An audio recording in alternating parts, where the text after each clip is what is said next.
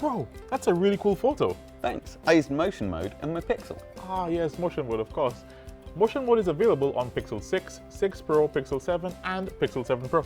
Yep, you can use motion mode to take a photo of anything that's moving, like a person, pet or waterfall. But how does it do it?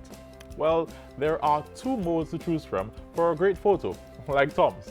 You have action pan and long exposure. You can find them both under motion in the Pixel camera app. Action pan keeps the focus on a moving subject, such as a skateboarder, by blurring the background.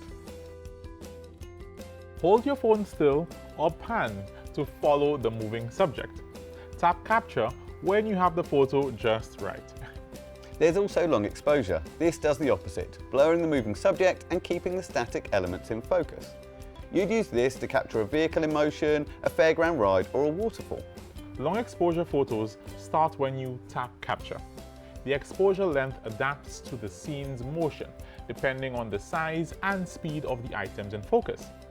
Try and keep your phone still for the best results.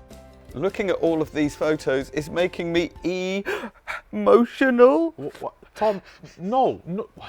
For more content like this and more of Tom's awesome jokes, like and subscribe everyone.